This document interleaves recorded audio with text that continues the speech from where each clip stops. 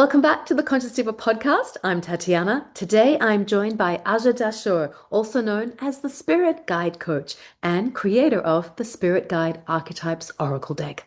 In this conversation, we open the door to the world of spirit guides. We explore what spirit guides actually are and how to begin working with them in a way that is true for you and empowering, and find out why energetic protection is the sacred boundary that allows this connection to deepen with clarity and trust.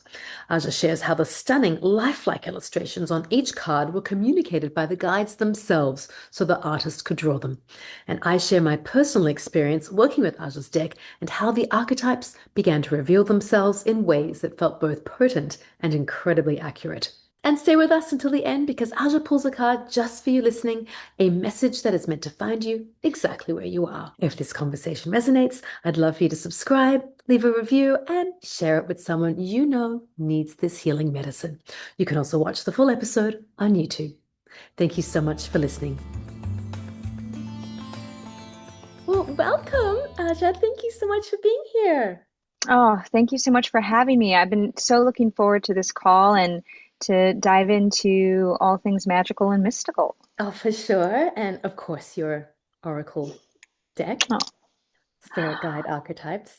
I love it. It's amazing. uh, It's truly a special, special companion. It's not just a deck. Like these are companions, as you well know, and it's a very different kind of Oracle deck that I've worked with before.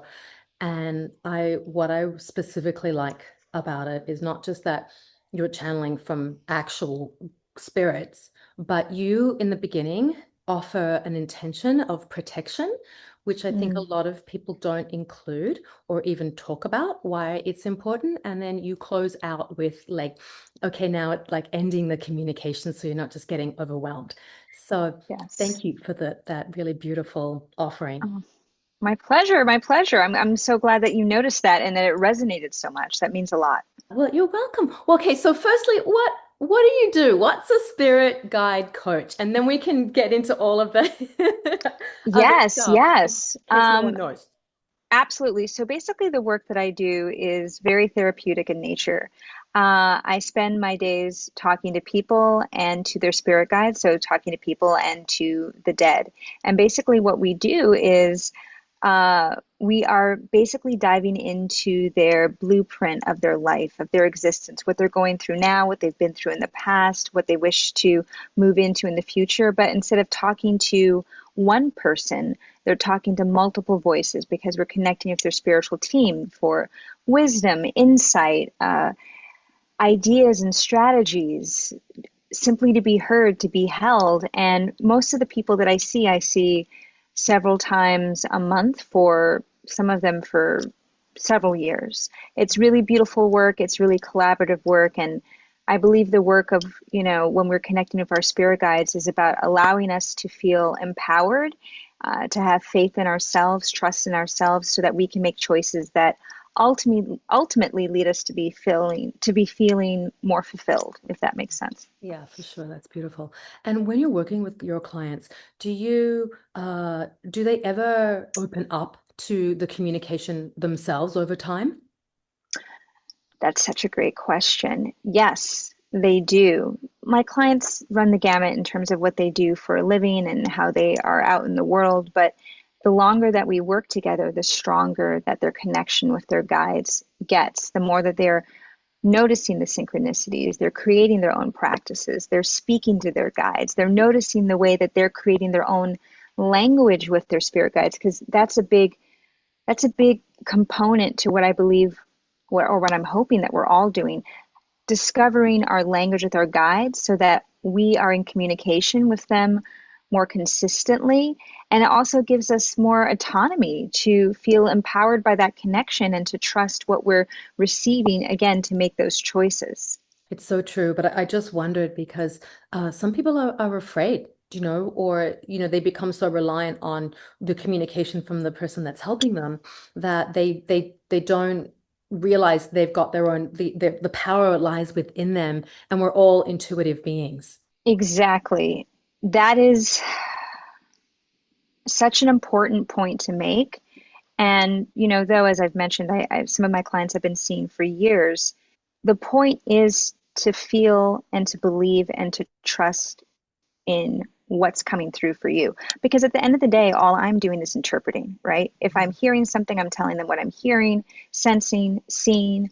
But the person across from me, it's their life, their existence. They have more power and knowledge than I do because, again, I'm interpreting what I'm hearing and feeling from the other side, right? Yeah. So, and when it comes to what you mentioned too about people being scared, I totally understand that.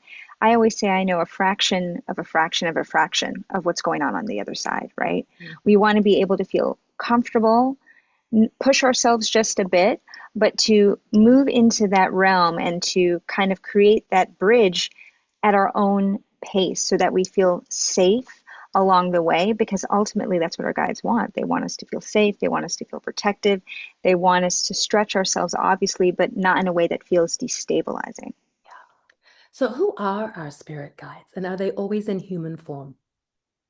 Okay, so many good questions. They are not always in human form.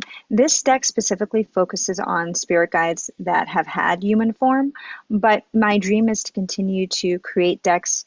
The next deck I would like to do would be Angels, the deck after that, Galactic Beings, because they come to us in so many different forms. These are just specifically spirits that I felt resonated with each other in terms of the archetypes, and I knew wanted to work with each other and honestly be of service to those who felt connected to the deck. But our spirit guides, again, this is just my opinion, different mystics and mediums have, their own feelings. Spirit guides, I believe, at the end of the day, they're just energy, right? But it's energy, whether they appear to be male, female, dual gender, genderless, that we have decided before we're incarnated that we wish to work together, to help each other, to guide us towards lessons and fulfillment that we feel will enrich our souls. And we don't always we don't always learn those lessons, right? We don't always move through those avenues. But and that's another reason why I created this deck, because one of my guides said to me years ago, being a spirit guide is kind of like, it's kind of like watching a horror movie where you see someone about to walk into the basement and you're like, no, don't go into the basement, but they can't hear you and they keep walking down, So these tools and these ways, whether it's my oracle deck or meditation or tarot or, somatic work, whatever it is, anything that gets you to be more in tune with your higher self and your spiritual team so that you can really hear, and I say hear Yeah. in air quotes, right? Because we all hear and see in different ways, is going to be such a benefit. One, because you'll realize that you're not alone, even in your darkest moments. And two, because you'll be able to activate your intuition and really lean into a lot of knowns, whether it's clairaudience, clairsentience, clairvoyance, that are always been kind of percolating in the background. You'll be able to turn the volume up on that and therefore receive information on a variety of things that ultimately will just help you. And how can a person discern between their benevolent higher guides that are here for our highest good and lower forces, especially if someone might be really depressed or just hearing things, hearing voices? I think there are multiple points to that question. I think instinctively, sometimes the lowest vibrational voice is often our own shadow voice, right? So I think becoming clear first with, what does my shadow voice sound like? Is my shadow voice the voice that when I can feel the sun coming up and I can hear my higher self say, you should go sit outside and watch the sunrise. And then my shadow voice says, no, just get 5 more minutes of sleep. You don't need to do that. You can do that tomorrow, right? I think we need to first become really attuned to our own shadow voice and then talking to our shadow voice and asking, well, why are you saying that? Where is that coming from? Where did that originate from? How can I show you the other way? I love that. That's first, because that's Mm, that's really important because we all have that yeah. constantly. Hmm. Um, After that, I think it's really then important to understand that your spirit guides are always on your side. I've had, clients or people in the community say, I think I'm talking to my spirit guide, but sometimes my spirit guide's really mean, or sometimes my spirit guide says really hurtful things to me, or tells me to, change something that I know is helping me and I don't understand why. And my immediate response, that's not a spirit guide. A spirit guide is always going to be on your side, is always going to be want your highest and best. It's a fountain of unconditional love. Now, that doesn't mean that your spirit guide might not have some sass, might not, like one of my guides is constantly sighing at me when I'm doing something that I know I shouldn't be doing. I just hear a, and I'm like, okay, like I get it. There might be some sarcasm there, some Mm-hmm. snarkiness there, but there's never any cruelty. There's never any desire to tear you down. So that's the first thing. So if you're feeling energy that's not your shadow voice, that is connected to something that is meant to shame you, guilt you, make you feel less than, then that is an energy that is not connected to your spiritual team. That doesn't mean it couldn't be some type of ancestor or a spirit that's walked through, which is also why protection is needed. And again, when we talk about protections, that doesn't mean you'll be protected from everything, right? They're just like, when you, I don't know, wash your car, that doesn't mean every smudge has been removed, right? We have to keep up with our energetic hygiene and our practices for protection and connection. But at the end of the day, the bottom line is if it's not a voice that feels encouraging or enlightening, then it's not a member of your spiritual team. Thank you for that. I think those are Mhm. really empowering reminders because it's so easy to just get lost in the negative sometimes. And that simple tuning into the positive suggestion from within of why don't you go to the sun, go for a walk this morning instead of Yes, staying in bed is a really clear, easy one that I think everybody can relate to. So thank you for sharing that one. of course. So your spirit guide deck. Ooh, okay, I know I was excited about it in the beginning. I'm still excited about it. I love it. Yeah, I love it's it. really cool, and I did sleep with it as you recommend. I had it on Yay. my bed, just out. I didn't put it under my Yeah, pillow until actually last night. I spread them all 42 out under my pillows, and yeah. but I had them all week, actually probably more than a week, open on my bed on the left side. Ah, And I was having really amazing dreams. Like a lot of ah, communication was coming through, particularly the last 3 nights. I was really mm, like, wow, okay. Sorry, the 3 nights prior to last night, because last night yeah. was different. And so they were really very, very vivid and just a beautiful Oh, messaging. My father passed away in August last year, and I have mm, another dear family friend who's a great friend of my dad's who's not well in Sydney, Australia, where my dad was when he passed. And it was the two of them. It was him, and on one of the oh, nights, and he was taking me to go see, I don't know, like an antique, like a warehouse of antiques. And yeah. there were all these photographs from my childhood that had been blown up into these like paintings. Oh, And he was like, pick one, and then I looked at them all and I was like, oh my God, these are all like memories from photos from my childhood. And they were oh, really loving and beautiful, beautiful reminders. And I really felt when I woke up like, wow, like, thank you. Because it's interesting. My work, I don't channel humans necessarily or, hmm, or yeah. energies in human form.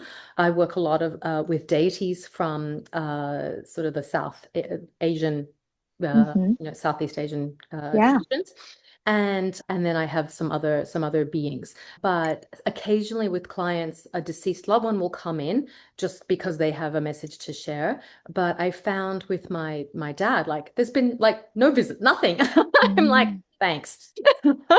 The sunlight, there'll be some beautiful sunlight, the yeah. first couple of weeks. Like he came and I was like, that's you. Orbs were in my living room and they were just Yes, incredible yes. looking. And I was like, that's you. But with your deck, what I found so special about it is that you have this, yeah, sleep with it, really allow it to tune in, cleanse the deck. And then I just held it this morning, all of the cards just on my chest and really spent a lot of time tuning in, actually, I should say, allowing the cards the guides represented in the deck to tune in to me. And so then when I laid them out last night, I knew I was going to do the six, Hmm. and I'll have you explain all the different things in a moment. But it was really very powerful, and that's again why this morning they were like, "You do it here, do your podcast here." And as I was pointing out before, you can see the layout of the I six love it. I love there, it. and yeah, it was. And I still have the magician who you pulled for me initially out as well. Yes, yes, yes. Yeah. I, But yeah, yeah, so just talk about the differences. Like, how can we use the deck, and what is why would we use the six? well, I want to rewind a bit when you were actually talking about the passing of your father, and because it reminded me, first of all, when you reminded me of a lot when you were talking. First, laying all of the putting the deck under your pillow activates and connects us, but also That's okay. I have animals too. It's all good. she's deaf too, so I don't know what she's hearing, but she's letting me know that she's still got it. Okay. So sleeping with the deck under the pillow, it activates the connection between our own soul, our own body, and obviously the energy and magic of the deck, whether it's connected to spirits or connected to certain imagery. It's just it's creating that connection, like we're opening the door. So I loved hearing about the dream work because it can be very activating, can be very loud. We are creating a bridge, which is also why protection is always important, but these spirits in particular are obviously, they want to be of service. But when you were talking about your dad passing, I have noticed quite a few people where a father or a mother or a partner passes. And of course, there's this desire, like, I want to connect now that you're on the other side. And there does seem to be this quietness that happens, because time obviously for spirits is very, very different. And I also know that there is an adjustment period for them when they move to the other side. And sometimes that adjustment period for us feels longer than others. So I just wanted to kind of highlight that because I'm sure there are going to be people that are listening that are like, yeah, my sister just died or my partner died, and why am I not connecting? And I just want to say we just need to be patient. And also, as you mentioned, really look at other ways that we're receiving reminders and insight and connection, whether it's light, whether it's, a bird flying overhead, whether it's a song that comes on the radio. There are multiple ways that we're receiving information from them that doesn't always look the way we would want it to look, like a figure standing before us or a whisper. So I just wanted to share that. Also, when it comes to the spreads in the deck, I think two things. One, I know some people love spreads. I love spreads, but I don't want anyone to feel hemmed in by, whether it's the flame of truth or whatever spread. I think it's a really great way to create a narrative and a story around what's coming through. But I also want people to feel free to just, grab the deck and shuffle it, and pull a card and see what comes from that. Because the biggest, I'm not going to say the biggest, but one of my greatest desires with this deck is for people to really use it in a therapeutic fashion. And for that requires sitting or lying down or wherever you're comfortable. Mhm. But first, just asking, and I ask this of my guides every day when I pull cards, what do you want me to know the most right now? What would be the most beneficial for me? And you could pull one card, you could put six, you could put three, you could pull four, and then having your journal out, because this is where the conversation begins. When you're pulling these cards, don't run to the guidebook. I used to do that all the time. I'm like, oh, I'm pulling some tarot cards. I pulled the Wheel of Fortune. I pulled the Eight of Swords. I got to go to the guidebook. Sit and receive what is coming through. When you're looking into, the eyes of, one of the spirits, how is it making you feel? What does the archetype bring up for you? Journal about that, and then move to the guidebook, then see and read what the spirit wishes to share with you, the questions they want to ask you, so that you can continue that therapeutic connection, because spirit guides are such amazing therapists. They really, really are. And they all have their different personalities. They all have their different areas of expertise. So yes, focus on the spreads if you wish, because it's always fun. But also just start a conversation, because that's what this whole deck is about. How are we activating conversation? And then, as guides always say, once you receive that insider medicine, what is the tangible action that is requested? Because so many people, and I'm sure you experience this, I've experienced this too, whether it's a sound bath or an ayahuasca experience or, a powerful meditation. Once we receive, a lot of times we then leave that medicine behind. And guides are like, but we gave you this offering. Why aren't you carrying it into your life in a tangible way? That's the point, right? So sitting, receiving, writing, and then asking, what's the next step? Mm. I know I went on for a bit there. Apologies. No, no, it's really important. And those are really good examples. When I first received your deck, I did sit with it and just pulled. And this is who came first, just Oh, the artist. the artist. And I was sitting in my living room on my couch, and then I just was doing that, like looking at her face. And firstly, I thought, wow, she's really beautiful. Like, this is incredible that, I didn't flick through because I had seen the beautiful illustrations that your partner Yeah, did. I mean, they're absolutely incredible, and I'll ask you about them in a moment. But yeah. I just was like, I'm just going to see who comes through first. Hmm. And then I pulled her out, and I was like, wow, she's really, like, she looks really tough, and like she has a real, like, a serious message for me. And what does it mean, like, the artist? What am I creating? And that's exactly what I've been in the process of doing this last year, Yeah. but birthing a lot of new things, and going through a divorce and just a whole massive Mm, change in my life. And so wow. then Yeah. this week, like, I've had her out sitting on the deck, and Yeah. then, as I said before, I really felt like I wanted to explore the sixth, the messaging Yes. in the deck of the Yes. sixth, because it made sense for what's happening in my life. Yeah. And so when I did that, uh, she was the last card again. Oh, I love, see, that's what I'm And talking that's why I just about. wanted to, yeah, so I just wanted to share that Yes. because I pulled her out. And so the meanings in that moment, like a couple weeks ago, when I did go and look at the book, were like in that Hmm. moment. And I was like, oh, yes, okay, yeah, being seen, like all these things around that, Yes. putting myself out there. And then after I looked at the other five and then pulled Hmm. her, I was like, okay, wow, like her meaning Yeah. took on a different interpretation Yes, from my yes, future self, yes, yes, yes. you know? And look, this the six is it's known as one of the perfect numbers, right? It connects to generosity, harmony, balance, and abundance, and the sixth card is your future self, right? The spirit that's connecting to your future. So I think that's really beautiful. And I'm seeing back there, I see the muse back there, Yes, I I'm see the gonna just, sage back there. Yeah. yes, let me bring my microphone over. Yes, travel with that mic. Yes. Oh, the risk The taker. risk taker, I had to squint to read Yes. that. Yes. Well, Oh, and you just amazing. said Like that that you're was, moving through a divorce too, so there's this death energy and like you're this big leap, so that totally makes sense.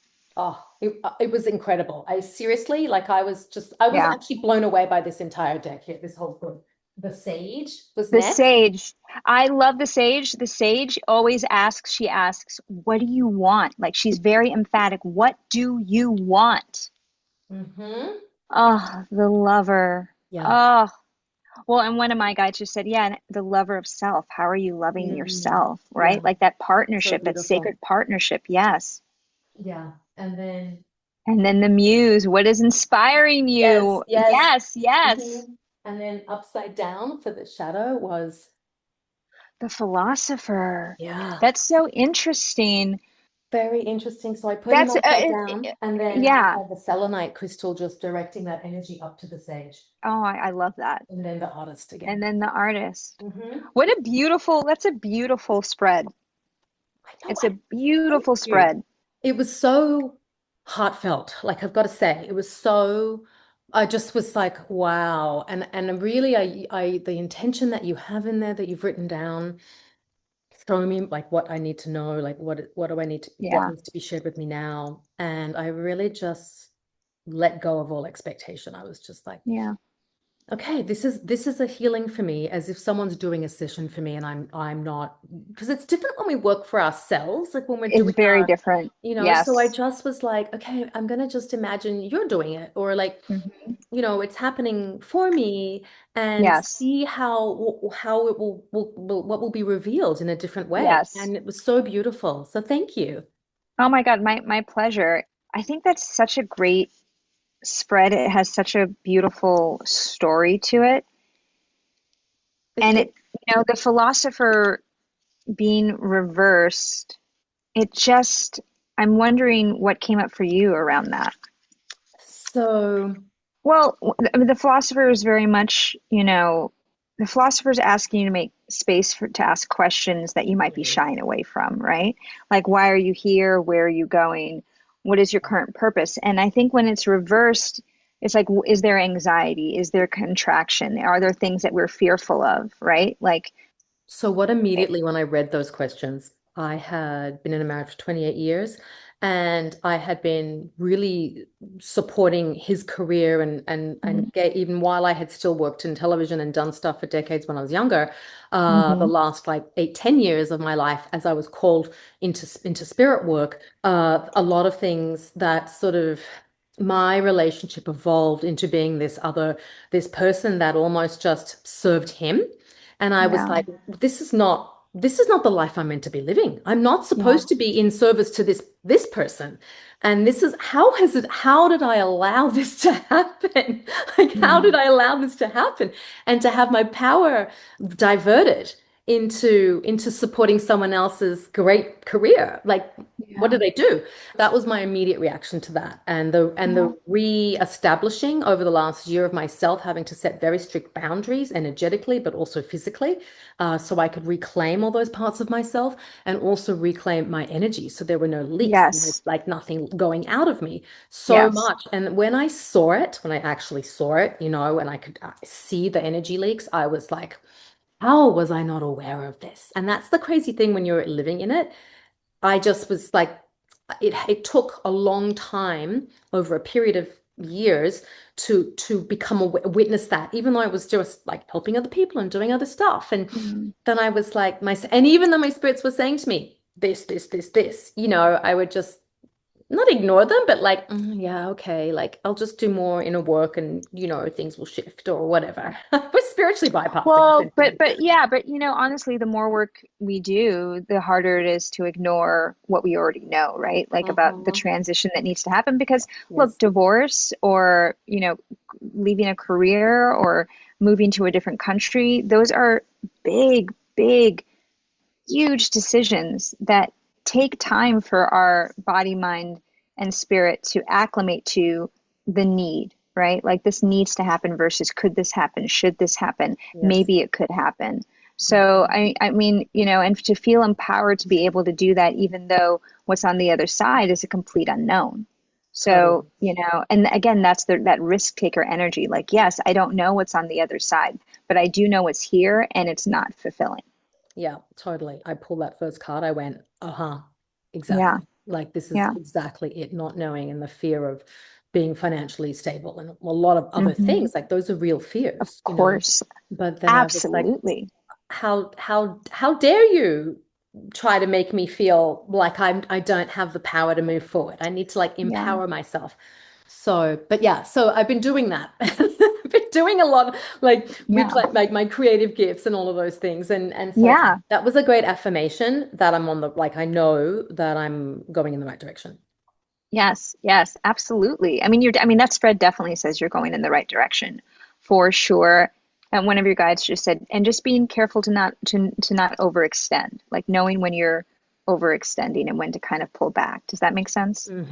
Oh yeah, Yeah. I'm not 100%. channeling, but they just like Oh yeah, said that. I no, was I like, okay, I'll understand. shut. No, Yeah, I yeah. I'm like, wait, totally. what? They're like, yeah, like just don't over, like, yeah, just being aware of where you're overextending and where you're, and well, because you were also talking about energy leaks, right? Like wanting to Mhm. really be as precious with your energy as possible. Oh my God. I mean, I've been doing so much protection, it's crazy. And Mm. and well, so let's talk about protection. Like, why is it important? I Yeah. mean, it's and what are all the different ways that Yeah, we I can. mean, I think when we think about protection, some people get a little squirrely about it, but it's really just like you don't want to talk to everybody out in the street when you go out. You don't want to invite everyone into your home. There's certain people that you're like, yes, absolutely, let's do this, And it's the same thing with spirits. We want to invite spirits into our space that we feel that we could vibe with, that we feel that we could have fun with, that we could feel that we could learn from and expand from, and, maybe challenge us a bit, but in ways that we know are part of our evolutionary process. So it's the exact same thing. And There are multiple ways to protect yourself, whether it's with, burning rosemary, opening the windows once a week and playing different music to change the energy of your space, whether it's black tourmaline under your pillow to ground you and protect you. Excuse me. Here's a big Asking your piece. guides. Oh my God, I love, yeah, black tourmaline literally saved my life. I love black tourmaline very, very much. There are multiple things that you can do. Taking your shoes off when you come in the home, leaving your bag at the front door, a mirror in front of your front door to, reflect, any negative energy. There's so many things that you can do that are, some of them you can do once, never have to do again, and some of them you just need to keep doing throughout the week. I always tell clients, when you're in the shower, imagining the water's white light, washing anything dark into the drain, because also, and whether you believe in this stuff or not, like, it's also psychological. You're activating your subconscious so that it feels safe, right? With whatever work it's going to do, whether it's a 9 to 5 job or whether you're if your practice is, you're a masseuse. It doesn't matter. You want to feel as though your energy, it feels safe. So to do whatever it is you need to do throughout the day, and that you're not being kind of, sideswiped by someone else's energy or by a spirit that you really don't want to be connected with. I mean, even ancestors, right? We don't necessarily want every single ancestor in our home, because not all of them were great people. None of us are perfect, but just when you sit around a dinner of family, there's some people you're like, oh God, I didn't know they were coming. Are they going to start talking? So you just want to have discernment around the energies that you wish to be connecting with, because it's all important. It all matters. It all will affect you in some way. And Yeah. that's not to, incite fear or to, I guess, stoke the flames of being reticent to connect, right? I think we're just doing things that make common sense. These are just common sense things, right? Not every spirit that looks a certain way is evil or has bad intentions, whether it's a horror movie or certain folk stories have really created some themes that continue to live on, that I think can separate us from energies and spirits that have wonderful things to share with us, right? It's really about, how do I feel safe? What allows me to open up more, and taking it slowly and really deciding the different levels of protection: home protection, spirit protection, body protection. And what do you do for yourself? I do a lot of stuff. So I have a mirror on my front door. I usually will have black tourmaline or onyx under my computer, because I'm, talking to people all day. I have my ceremony of, in the shower. I usually will have black tourmaline under my pillow. I'm clearing myself with theta healing throughout the day in between sessions. So I'm doing a lot because I'm doing a lot of spirit work. Even when I travel, I have like a mini altar that I travel with, that I clear the hotel room that I'm in. So there are a lot of things that I'm doing, but I think I think it should be easy for people. Yeah. Wear black tourmaline around your neck. Call your energy back into your body when you wake up, because we're traveling so much on the other side and on the astral planes at night. Do the shower routine just so it feels easy, right? So that you don't feel as though you're forgetting something. It just becomes part of breathing. Yeah, yeah. And like brushing your teeth. It's just part of your Exactly. ritual. Yeah.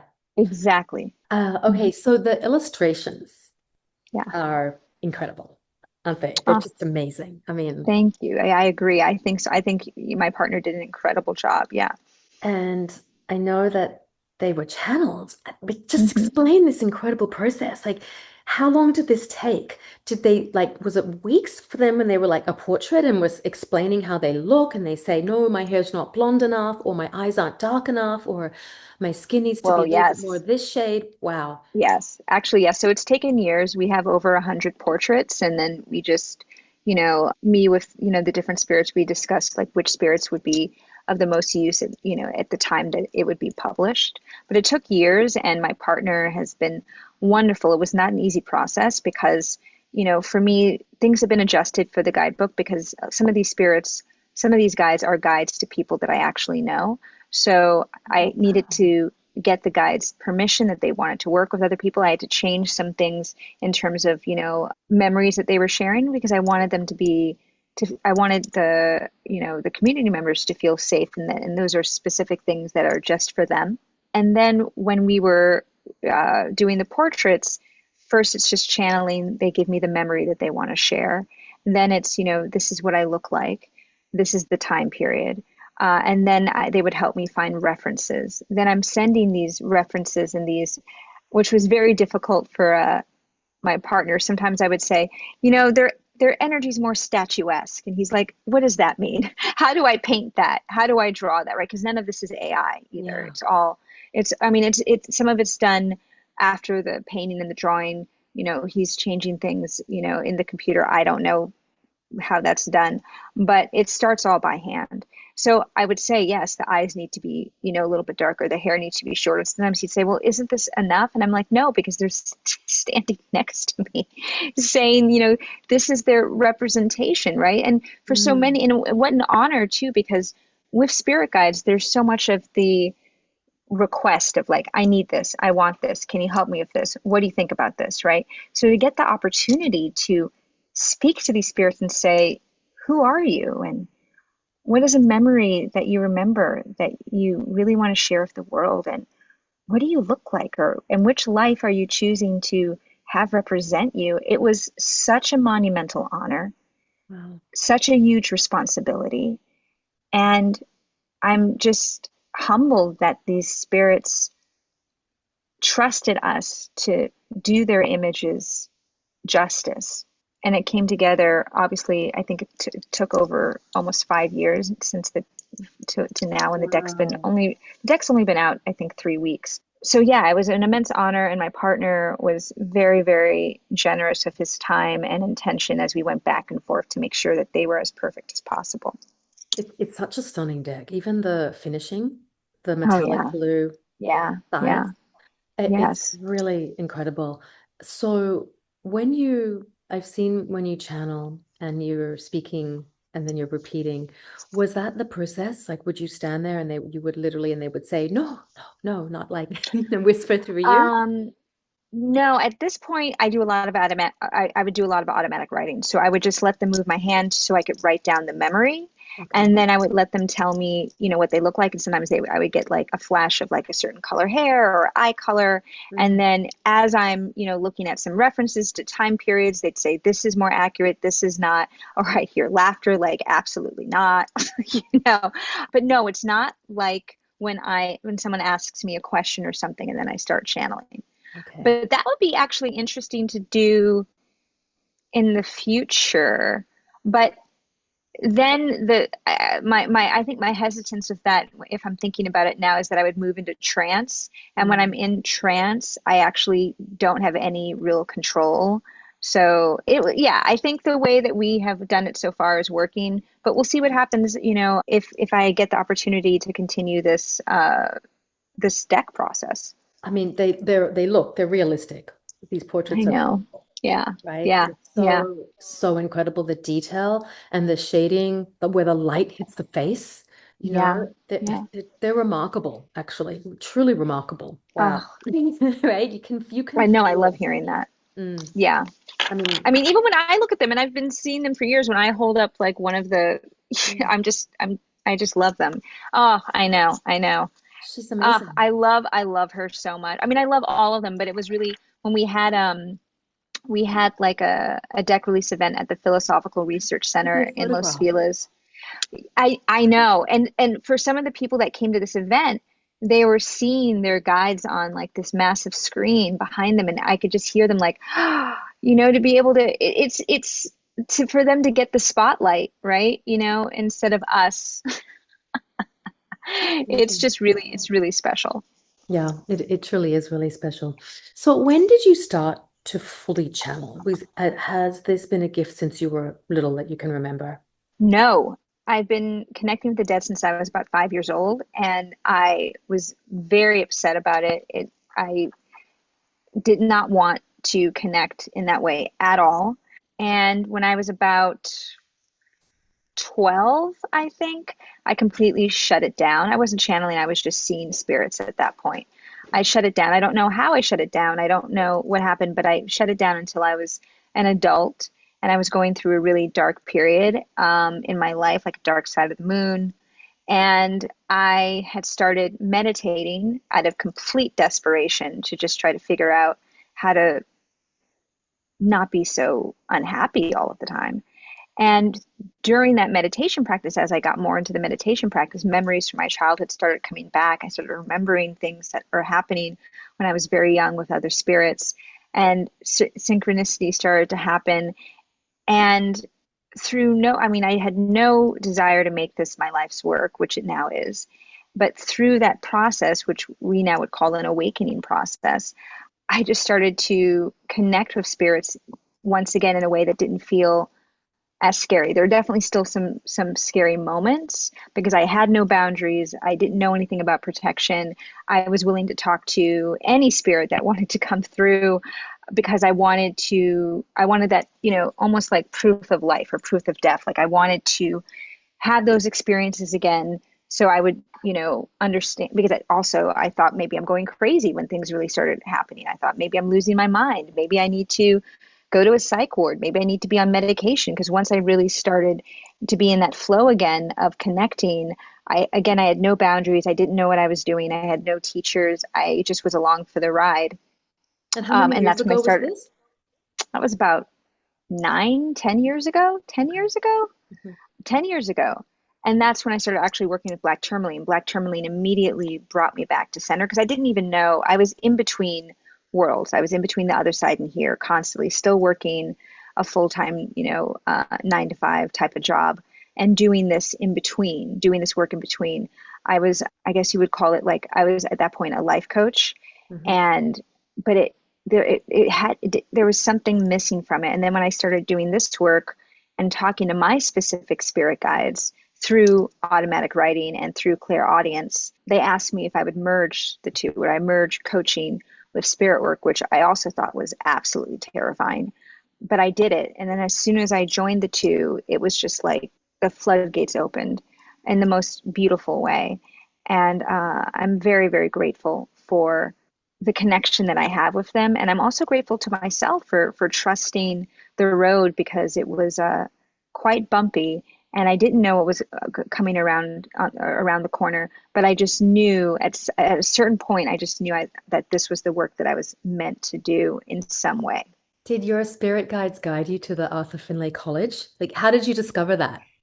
Oh, just and explain what Um, that is, because it looks like, Arthur Finley College is like the real Hogwarts, kind of. yeah, It's this incredible institution of psychic and mediumship work, and I've in taken some England. courses there in England. Exactly, I've taken It's some not like courses it's there for around the corner trance. from you in LA No, it's California. not around the corner. Mm. But I don't know. I don't know if I'm trying to think how I even. I think when you're just talking to a lot of mediums and psychics constantly, someone's bound to bring up Arthur Finley College. But my guys were mostly guiding me towards creating community. Like, I would hear them say, you need to start a community. I don't know what that means. You're a medium. At that point, I was like, what does that really mean? You need to join your coaching practice with, your mediumship. How? So I would get these declarations of, like, this is what we think you should do. Mhm. This is where we think you should go. And then, of course, it's up to me to decide if Yeah. that's something I want to do. Right. And again, we have to be, I think you mentioned this earlier with some of your larger life transitions. It's not just about knowing, it's about feeling as you're ready to make that move. Right. And sometimes guides will say something and I'll offer it to a client and they'll hear it, but it might be 6 months, a year before they say, okay, now I'm ready. And now I'm not just hearing it. I'm really listening and tuning into it. And now I can make this change. So yes, I feel like our guides are guiding us all the time, but I think there's a difference between that and getting like direct communication and like kind of signposts, which again is what this deck is about. It's to help people understand their language with their guides so that they can see those directions and signposts and the map more clearly. It's so true. And it's interesting because their messaging, depending on what it is, whether it's for yourself or for a client, is that sometimes they'll just shout something at me. There's been Yeah. I live where I get a lot of snow here in Vermont. And so I've had a couple of times where I've still got snow on the ground. It's almost April. And that's why I had a sweater on when you yeah, I had a really big sweater on. Yeah. But there was an instance last winter where they literally shouted at me. I had to go pick my daughter up from somewhere, and it was like, take, this car, not the other car. Like I saw I had a Mm, Mini Cooper and a bigger car, and they were like, take the yeah. Mini in a snowstorm where the plows were coming Mm, literally every 30 minutes, and within a matter of hours, we just like it was so hard to clear. And I was like, why would I take the smaller car? Both cars had winter tires on. But yeah. so I said aloud, okay, I guess you'll show me why. And I got in the smaller car, drove out, ended up driving somewhere where I thought I was supposed to pick my daughter up from. It was not the right place and had to do a 3-point turn. And if I'd been in the other car, which only a few days later did I realize that the winter tires would gone, had no traction. They'd been Oh, worn wow. down. I would have been banked. That car was too wide and would have slid into a bank, and I wouldn't have been Oh able. my But the gosh. smaller car, I could turn around really easily, get out, come down, and then I was able to pull into the Yeah. other driveway. And a plow drove past me and stopped and said, are you okay? I said, yes, I'm safe here. I'm good. I'm just waiting for my daughter to get in the car. And then I was able to get home. But it's interesting. So there's some moments where it's like, take this action right now. And you have to Yes. listen because something, and I don't Yes. question those moments because I'm like, you're shouting this at me out of nowhere for a Yes. good reason for my Yes. best and highest good. And then there's Yes. other moments, right, where there's other guidance in life and it's cryptic. You have to figure Yes. it out. Yes. Yes. I mean, I think a really great point from what you just said too is that you trusted in that moment. You said, okay, I hear you. I don't know why, but I'm going to trust. I'm going to have faith and it will be revealed. And I think that can be really hard for people to have because we're kind of taught to discount our instincts, discount messages, discount symbolism, even though it's been around since basically, pictorial cave drawings, right? Symbolism and mystery and intention and magic. We should be able to trust our instincts, what we're feeling, what we're hearing, what we're receiving. But we've been taught so much to kind of play devil's advocate to it constantly. And I Yeah. think that's part of the work that so many of us are doing right now, which is helping people to understand that, this is original medicine that you have inside yourself that you can connect to outside of the self and receive help. Yeah. So that's what I'm hoping that this continues to do. And it's great that you were able to hear them because so many of us are so clouded by other things that our guides are shouting at us or nudging us and we can't even feel it or be aware of it in any way. When I decided that that was truth and realized it, I was like, okay, my life changed. It was a different way Yeah. to live, Yes, right? yes, yes, yes. Your whole life changes. Your whole life changes, for the better. Hmm. Even though I will say, it can be, once you're really in like a zone with that type of communication, it can be addictive. There was definitely a time where I was like, I was asking my guides the stupidest questions, like, should I go to the grocery store? Should I? And they're like, what are we doing here? Like, you know, Yeah, like, remember you have autonomy. Remember this is your life. Remember you're on this totally. plane. We're not on that plane, like we're not here to help you pick red or green. I mean, we could talk about a red Yeah. or green dress, but like, do you really not know which dress you prefer? It's so true. I mean, my ex-husband would ask me stuff all the time, and they one day just said, it doesn't work like this. Yeah. It doesn't work Yeah. like this. Like, stop asking her. It doesn't Yeah. work. I'm like, sorry. Yeah. Yes. Yes. What other amazing things are you doing? You look like you've got another deck on your website. Is that was that an earlier deck or did that? Yes, Okay. yes. Yeah, I usually have one right by me, but I don't. But yes, that was a self-published deck, Okay. guided by spirit that I also did with my partner. It's more collage based.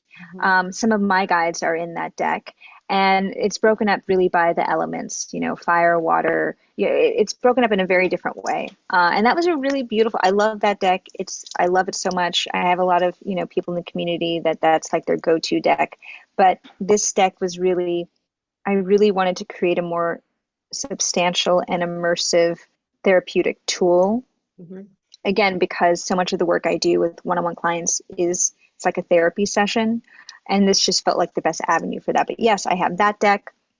But most of my work outside of one-on-ones is I do a lot of immersive retreats, whether it's at Esalen or at different resorts across the country. That's the type of work I do. Do you feel like your guides might be open to you pulling a card for listeners just as a collective, if that is something that... Yeah, absolutely. Let's see. So I pulled more than one card. I actually pulled 3 cards. And the first archetype that, my guides are bringing up for whoever's listening to this is the archetype of the magical child, right?